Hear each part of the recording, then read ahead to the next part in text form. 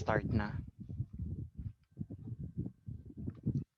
Okay, so this is the lesson that I'm going to discuss for this meeting, which is about writing professional correspondence. Okay, so these are the coverage of the discussions that we're going to tackle for this morning.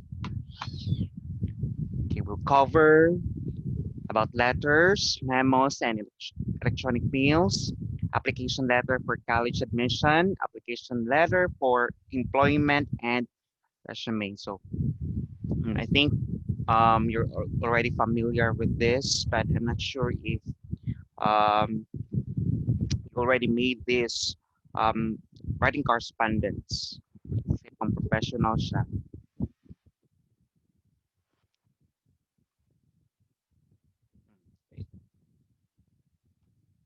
Lesson objectives. At the end of the lesson, you'll be able to identify the features of a letter, memo, email, application letter for college admission and employment, and resume.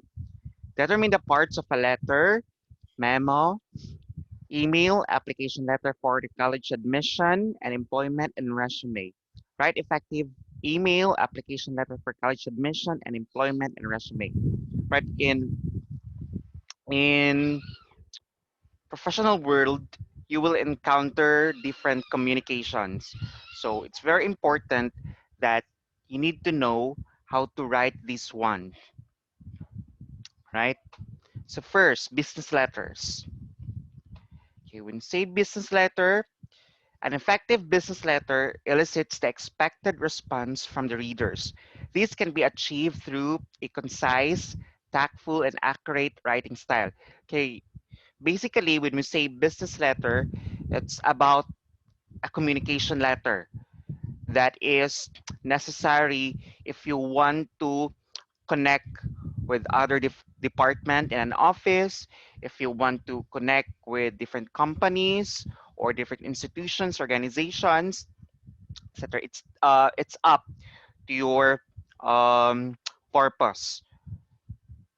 What's your purpose? Why you want to send a business letter? So, but the very important thing is that when you write a business letter, it should be in the context on in a form it should be formal one.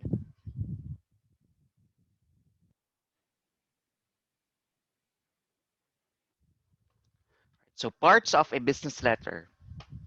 Okay, first is the letterhead. So we have the date, inside address, attention line, salutation, body, complementary close, signature block, identification, initials, enclosure, and copy notation. Okay, when we say letterhead, it's about the heading of the letter. Okay, it's the institution wherein the sender of the letter is involved with, or kung saan siya naka-employed, or saan siya belong. Okay, for example, this one. This is an example of a business letter that I sent to the uh, SBE director. So as what you can see, since I am a teacher in Christian Colleges of Southeast Asia, specifically in senior high school department, so this is what the letterhead looks like. Christian Colleges of Southeast Asia, School of Basic Education, senior high school department, Davao City. So that's an example of a letterhead. So it includes um, the name of the organization or institution, then the specific department, then the address of the school. So if we're going to send a letter outside the organization, um, you can also include the contact number of the school. Like, for example, if I am employed in CCSA, then I want to send a letter representing CCSA to any offices outside sa CCSA. Pwede siya include na ko ang contact number sa school. The next is the date. So it's very important to include the date where, when did you send the letter. So after the letterhead, you include the date. This one. So it's very important also when you send a letter, a business letter to an office, you need to call that to secure at least two copies. One is the original copy, then the other one is a photocopied or copy that will certify that the office that you have sent to with this letter have received the letter, so that you have an evidence that the office that who received the letter, that they really received the letter. Yun siya. Yung receiver ng letter, naka-receive talaga ng letter.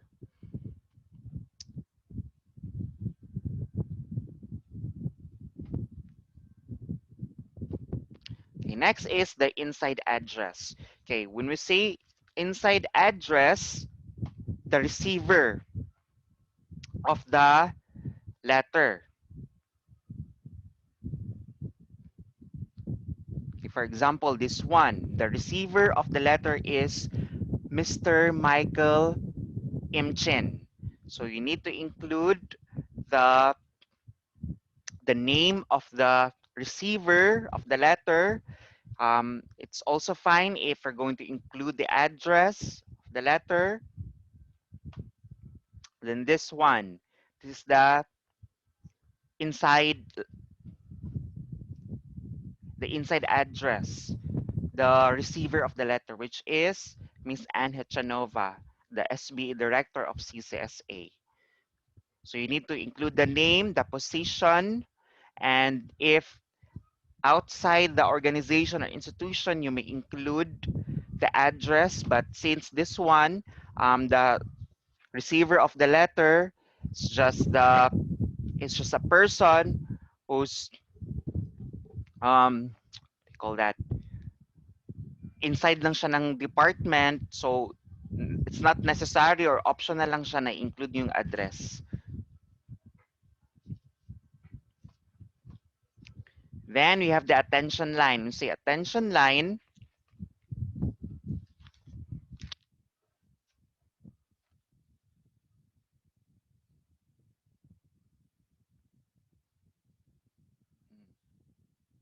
when we say attention line, it is used when the writer wishes to address the whole company but wants to bring it to the attention of a particular person. Okay, it means that in writing a letter, if you want to address it to the whole company or whole organization or whole institution, but if you want to um, catch the attention of a specific person, you can do that. Although the letter is being addressed to a specific person, pero to the whole company organization, but you want to get the attention of a specific person, so you can do that. Although it's different, itong may through Miss Princess Nell and Iolo, Senior High School Focal Person of CCSA, it's not necessarily the attention line, but it's a letter being sent to Ma'am Ann, but I sent it first to Ma'am Princess kasi siya ang immediate supervisor ko. So through Ma'am Princess, we'll send this to Ma'am Annie Chanova so that Ma'am Princess is being notified that I sent this kind of letter to Ma'am Ann. The next is salutation. Okay, when we say salutation, it's how you're going to greet the receiver of the letter. For example, this one, since the receiver of the letter is Mr. Michael Imchin, so this is our going to write the salutation. Dear Mr. Imchin. So this one, the salutation here is Madam. That's it. Ganyan lang siya.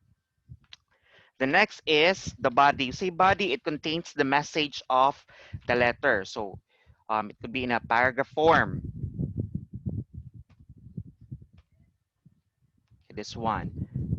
This letter. My name is Raquel Rose, and I am writing you this letter to address the trash that is cluttering the streets in the city of Chatsworth, so on and so forth. Then here's another one. In view of the preparation for the licensure examination for professional teachers this September 30, 2018, which is an important part of my continuing professional development, I would like to excuse myself from working on September 24 to 27, 2018, because we'll be having our final coaching on the set dates. So um, this is this is an example of the body of the letter or the content or the message of the letter. So it's very important when you write the body, you need to include the context first. You need to explain what's the background of the message that you want to send to the receiver. So here in this example, so the setting or the context of the letter that I want to send is about the licensure examination for professional teacher. So, and then it's the proceeding content of the letter is that I want to excuse myself. So I ask for request na excuse sa klase from September 24 to 27 because um, going to have my final coaching dito sa para sa licensure examination. So it's very important that you also have to give an assurance doon sa since you're going to ask for you're going to excuse yourself, you need to give an assurance that you will still do that you will still my call that I will still do my duty as a teacher. The next is complementary clause. Say complementary clause refers to the expression used to end a letter. Halimbawa, sincerely yours. Ganun siya. Then, the last part, yung name. And then, signature block. This one. This letter, example niya is yung complementary clause na is sincerely. Then, the signature are Rose. Then, dito naman, my full name and my designation or my position sa organization or institution.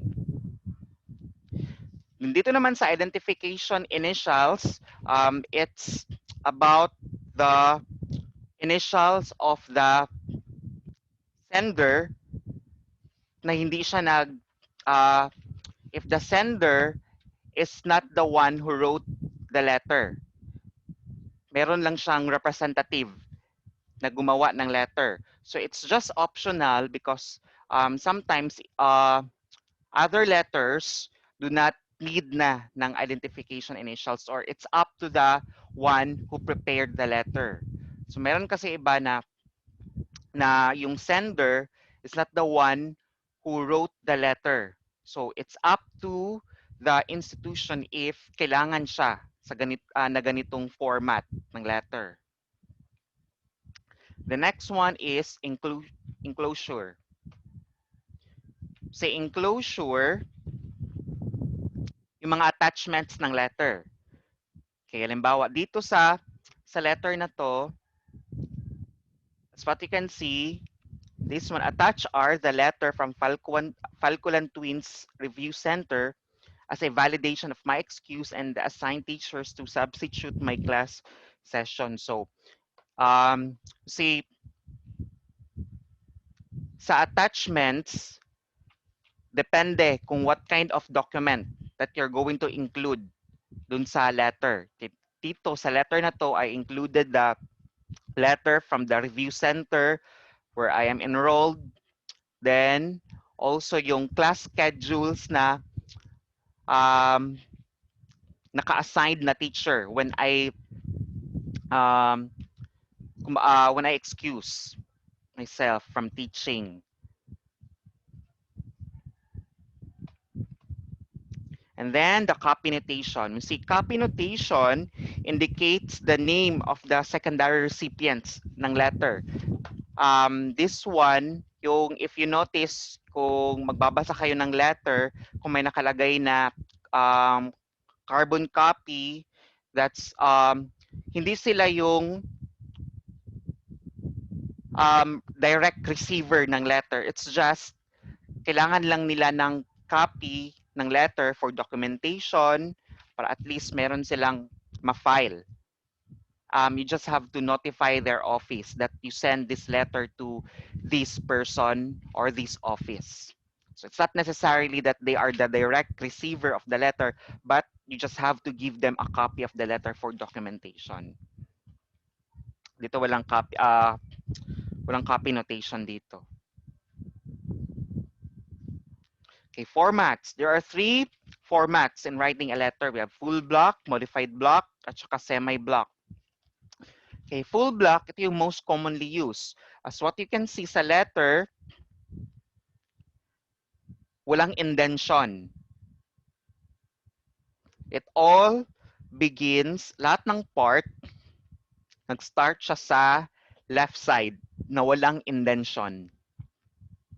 From heading to down to the signature. So lahat ng contents, all of the components of the letter, wala siyang nasa left side siya and walang indention. Second is the modified block or another commonly used. So ito, may parts ng letter that started at the left side, then meron din naka-indent. Pero itong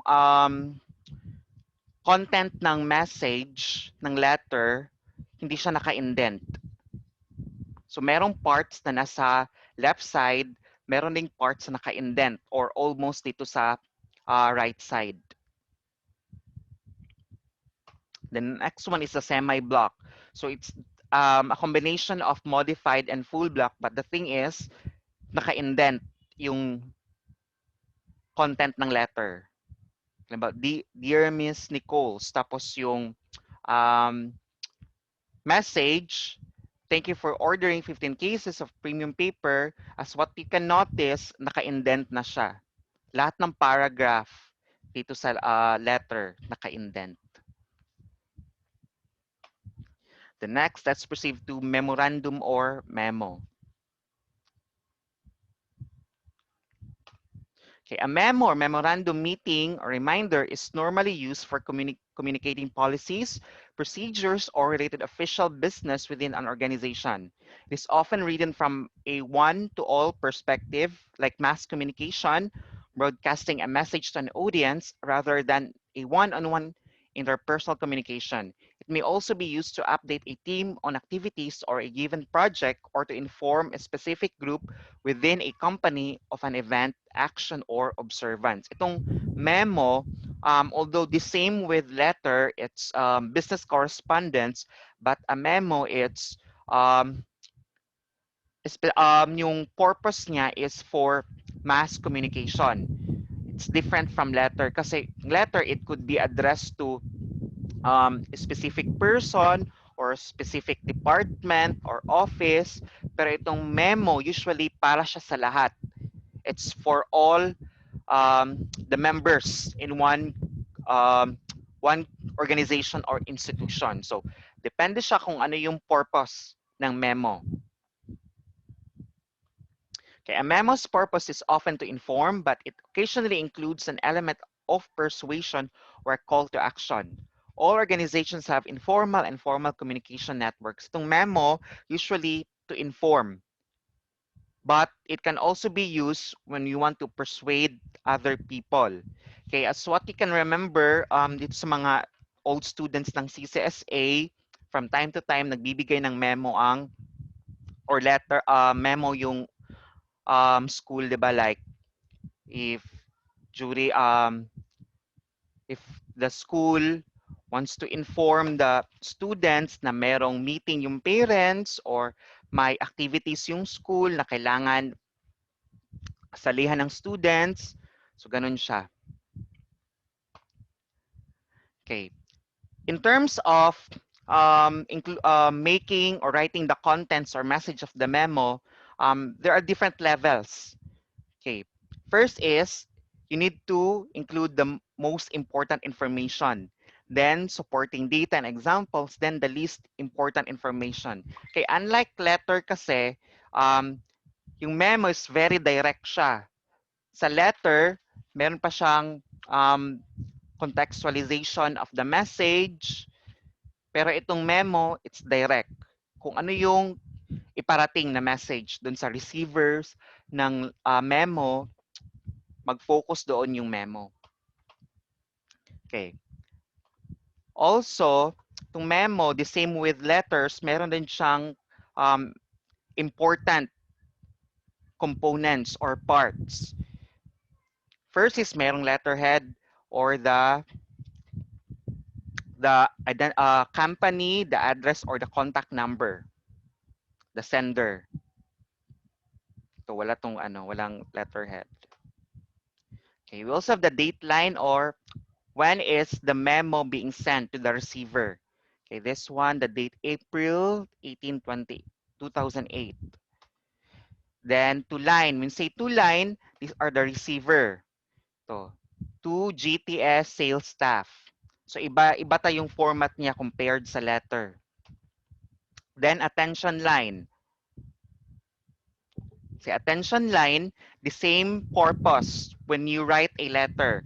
If you want to send to specific group of people, but or if you want to send a memo to all members in one institution organization, but you want to catch the attention of a specific person, then you can do that. That's the attention line. Then from line, say from line indicates the name of the sender. So example ito, from Karen Moore. Then subject line. Say subject line, it's like the title of the memo, meaning it is the main content or the topic of the memo. So what is the memorandum all about? So that should be indicated sa subject. Then the body, then the main content of the memorandum. So as what I have mentioned earlier, when you construct your memo, so ito yung i-consider. You need to first the most important information, then the data and examples, then least important information. So there are other memorandum na hindi na siya kailangan ng supporting data or examples. Ito lang most important information kasi when you write memorandum, it's very direct siya. And then the identification initials. So it's optional. It's up to the writer of the letter. If the sender of the letter is not the one who wrote the memorandum, so okay na, it's up to them if they're going to provide the initials. Then enclosure, if necessary, if there are attachments doon sa memorandum. Depende what kind of document. Then copy notation or the carbon copy or CC. So ganito, from Karen Moore. Karen Moore's the sender of the memorandum. Then the receiver of the memorandum, GTS sales staff, pero naka-CC siya. Ito si Mr. John Sakazaki. Meaning, Mr. John Sakazaki is not the direct receiver of the memorandum, but it's very important that his office or John Sakazaki should have a copy of this memorandum for documentation. So there are different types of memo. First is instruction memo. It provides information needed by the readers to accurately perform direction. Okay. The purpose of instruction memo is basically to give instruction about policies, about an event na kailangan atenan ng members ng organization or kahit anong policies or instructions na ibibigay ng office organization. The next is request memo. Ask the readers to provide certain information or take actions. The next, announcement memo. Kung may mga announcement, pwede through memo. Provides information about an event, person, or thing. Then transmittal memo. Serve as a cover note for a more formal or lengthy document. If you want to send a document sa other offices, pwede siya pwede siya gamitin yung memo as a cover letter. Then authorization memo, it gives permission. Kung may request yung isang office, then that office was being permitted, then it can be announced through memorandum. The next is electronic mails. Electronic mail or email is a computer-based application for the exchange of messages between users. A worldwide email network allows people to exchange email messages very quickly.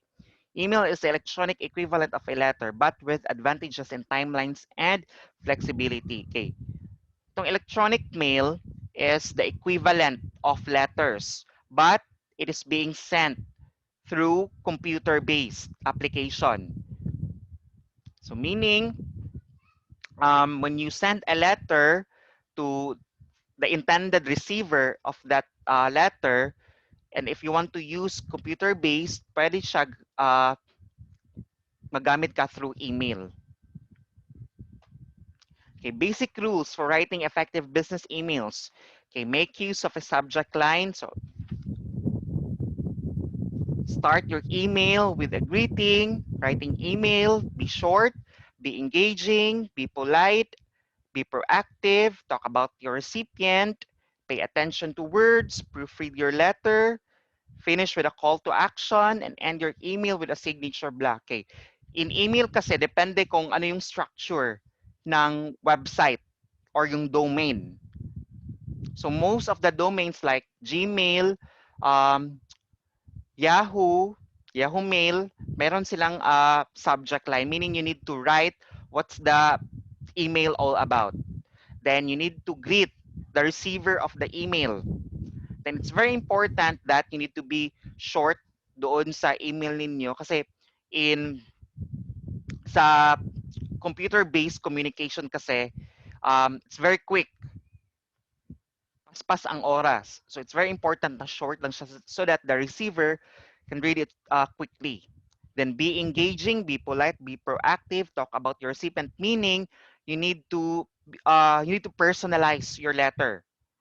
So it's very important that the letter is really intended or the email is really intended to the receiver. Kasi meron kasing mga email na for mass communication siya or mass production, meaning sa lahat. So it's very important that you need to personalize your email.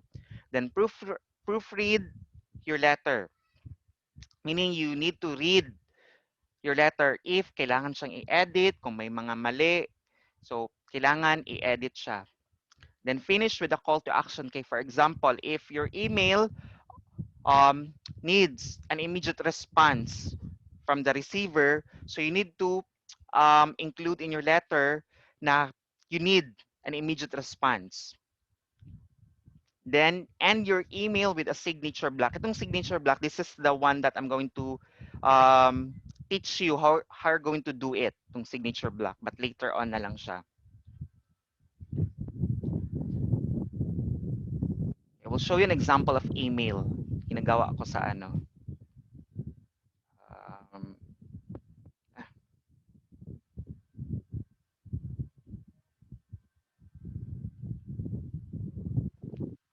Gmail.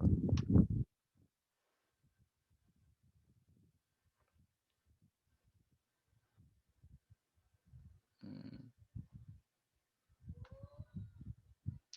Can you see the screen in Gmail?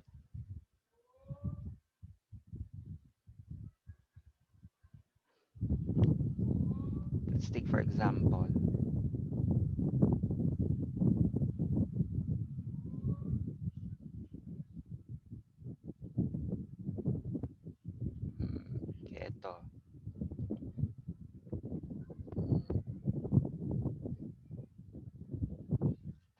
Okay, this one. This is an example of email. It's very short, but ano lang siya.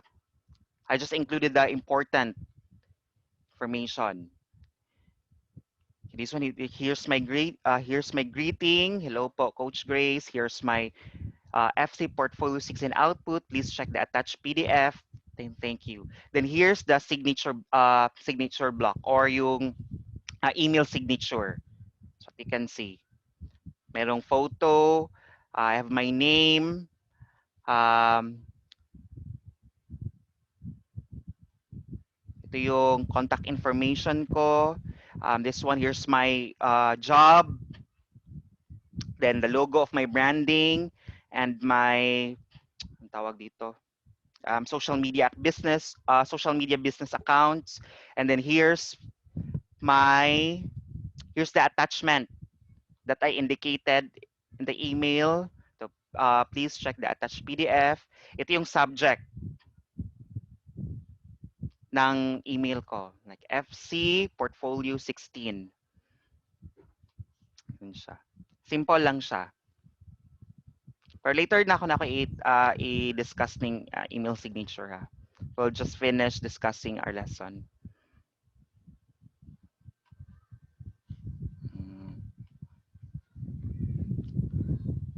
Let's proceed to application letter for college admission. Okay, a college admission application letter shows your interest in the university while justifying why you are qualified at the same time. So there are universities and colleges kasi that they need if you want to admit yourself sa sa university or sa school, if you wish to enroll, may mga requirements na kailangan submit. So depende sa school if they require application letter because there are schools that you don't need to submit an application letter or they do not require application letter anymore. Okay. So far, sa colleges na ako ang na-enrollan like at saka USEP, they do not require application letter anymore. So, depende sa college or university na inyong enrollan kung nag-require sila og college application letter. So basically, you say application letter, you need to introduce yourself, you show your interest to the university, then you need to include the qualifications, your qualifications, why you are qualified, excuse me, sa school. Then parts of an application letter for college admission. First is, meron siyang introduction. You need to include the basic information, includes your name, your background, which school are you from, and then you need to provide eye-catching statement. It's up to you who are going to construct this one. Then you need to show enthusiasm, meaning that you are really interested to enroll their university or college. The next one is the body. It presents your qualifications, your achievements during your high school, your extracurricular activities, what yung awards mo, honor students ka ba? So in the body, you need to include that since you need to persuade the university or the college that you are qualified para sa degree na yung enrollan. Then you need to organize your thoughts, meaning you need to construct your letter properly and then state the benefits the university or college can obtaining by you, meaning ano yung magiging benefit ng makukuha na benefit ng school sa inyo if you will become a student ng university or college. Then conclusion, indicate your interest for an interview. Then contact information if the school will consider you, if ma-include ka sa shortlist nila of the candidates. It's very important that you will leave contact information so that they can reach out to you.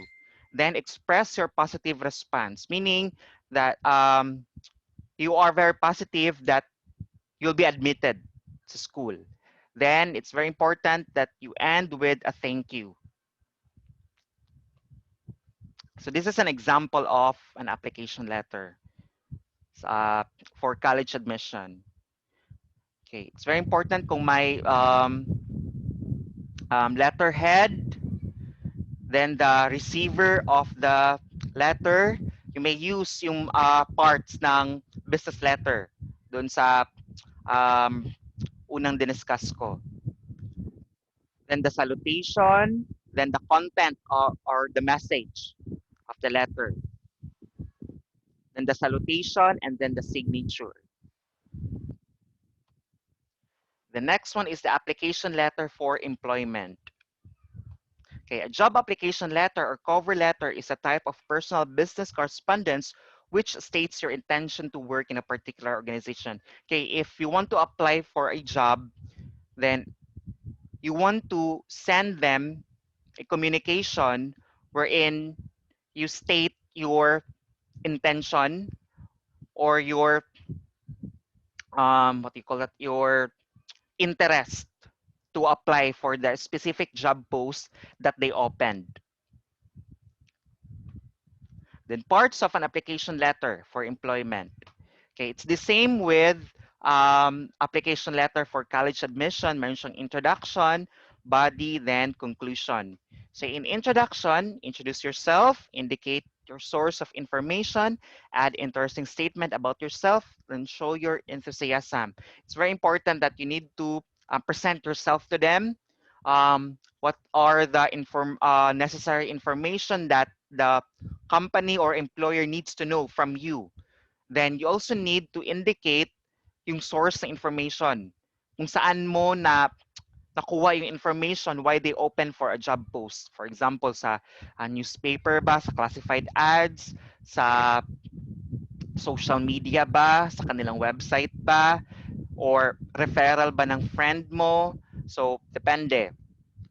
Then, you also need to express that you are really interested to apply for the job post. Then the body, present your work experience, academic qualifications.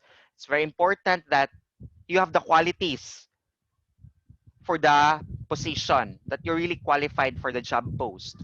Then organize your paragraph accordingly. It's very important that you need to construct your letter properly.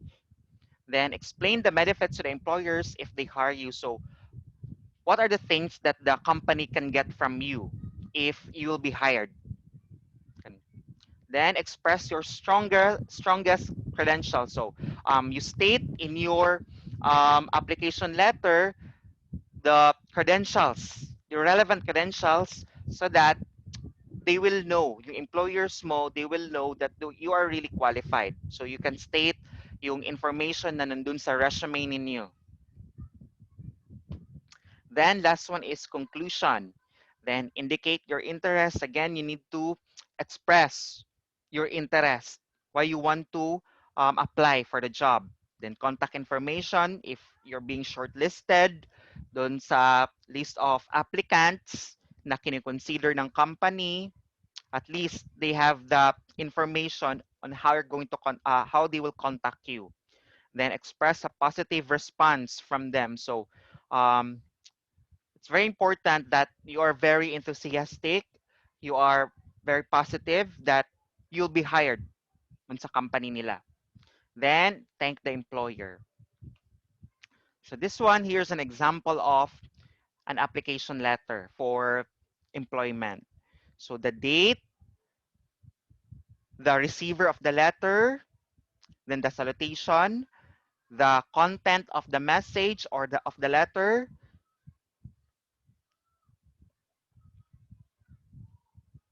and then yung sender ng letter. Yung name mo nandun sa signature.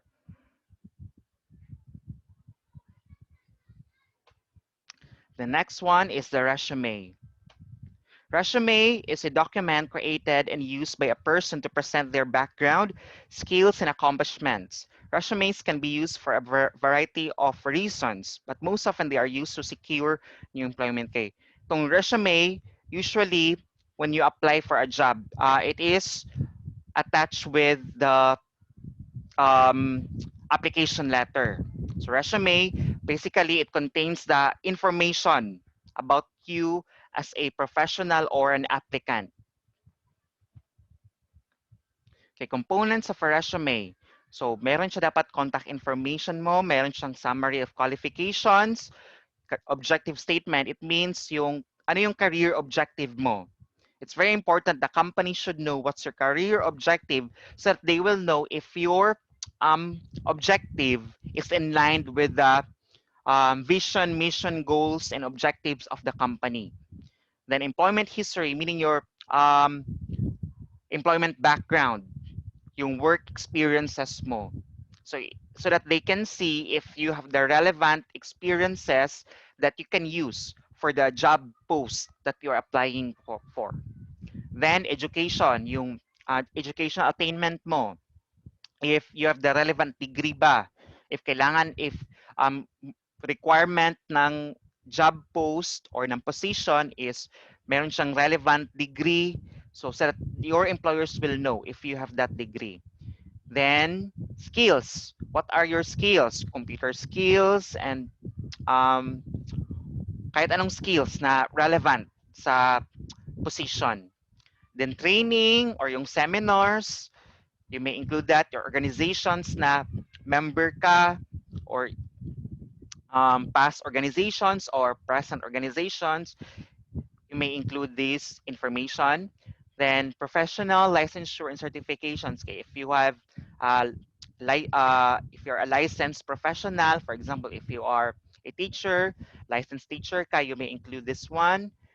Yung honors and awards mo, whether academic related ba siya or sa extracurricular mo, you may include that one. Then references, itong references, character reference mo, these are the very persons that the company can call if they want to ask um, relevant information or further information about you. Sa references, hindi siya, you need to include people that are not related to you by blood.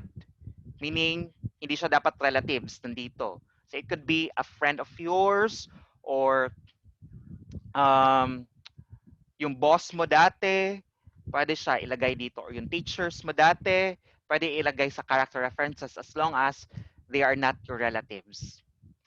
And then, last one is yung signature. Then here's the functions of resume. It informs the employers, shows your qualification, then persuade yung employers. What time na?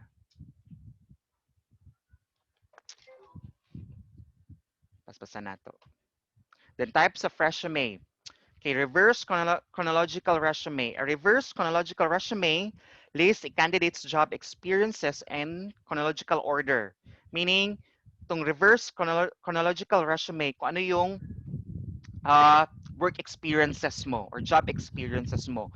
Pinaka-recent down to kung anong pinaka-last. Pinaka-last na job mo na na-applyan or last work mo, then yung most outdated. So it's very important that you need to include your position on that company and then the date. When did you start and when did you end your job there? Then functional resume lists work experience and skills sorted by skill, area, or job function. So mostly the same lang sila og kanang content pero the construction lahi siya ang pagka-construct. Then online resumes, as a search for employment has become more electronic, it is common for employers to only accept resumes electronically, either out of practicality or preference. Okay, the same lang siya if reverse chronological or functional resume, pero soft copy itong sa online resume. It's just a soft copy in sense sa employer. Then last one, infographic, video, and website resumes. As the internet becomes more driven by multimedia, job seekers have sought to take advantage of the trend by moving their resumes away from the traditional paper and email media to website resume or resumes. Okay, you can be creative as much as you want. It's because we can, what do you call that? We can utilize multimedia applications na so that you can be more creative when it comes to sending your resume. So I'm going to show you one example. Let me check pa.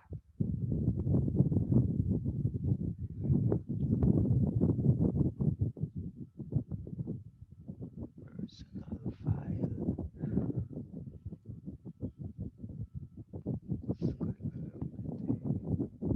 Application letter.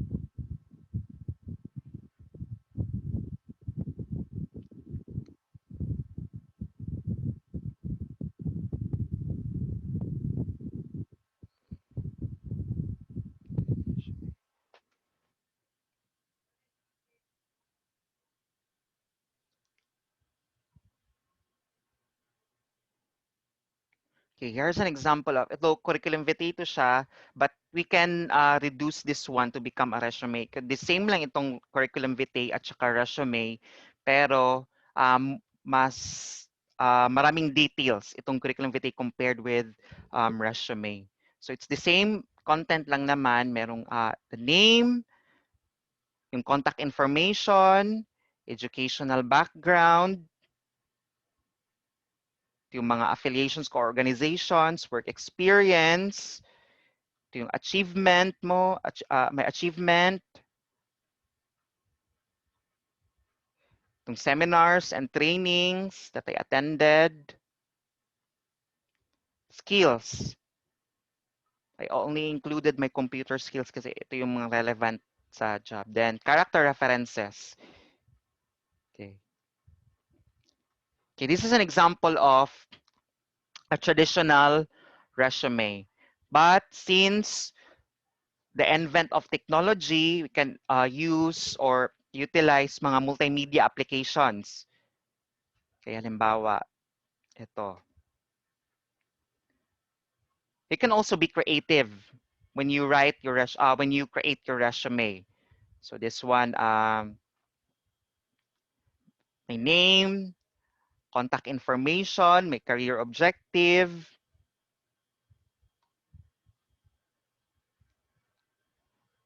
the skills that I have, educational background, mga short courses ko, employment history, seminars and trainings. I only included 3 trainings, then work experience, work reference.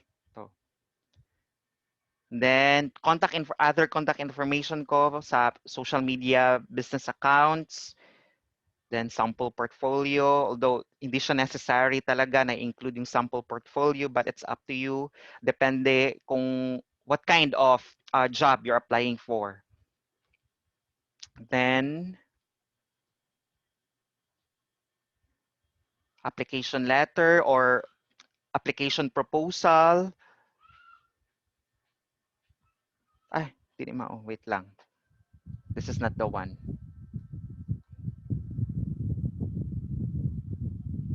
Let me check it. Nights 42 na. Ay, delete eh. Let's go to your assignments na it's because it's 10:42 na.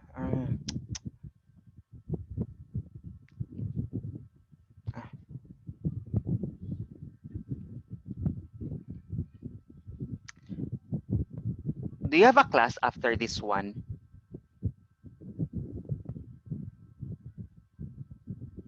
Na may online class after sa reading and writing?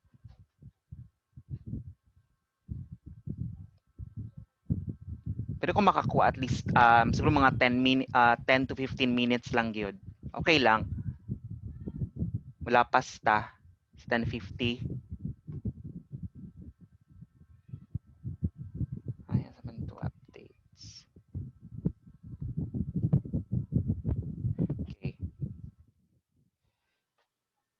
so here's your assignment. Ay, naad daw. Sa asa yung Janeline sa kay Sir Arvin?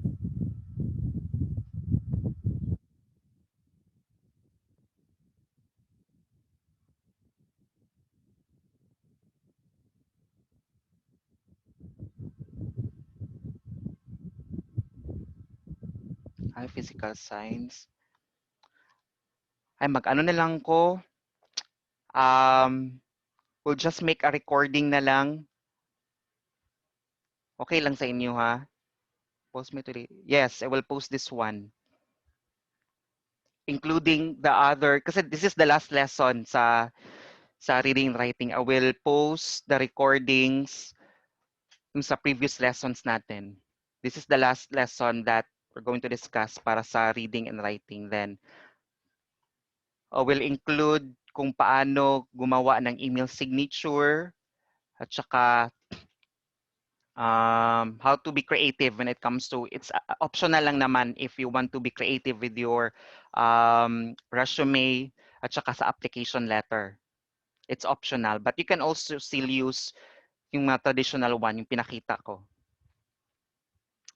I think it's already 10:45. Napamoy other class. I'm going to end the class na ha.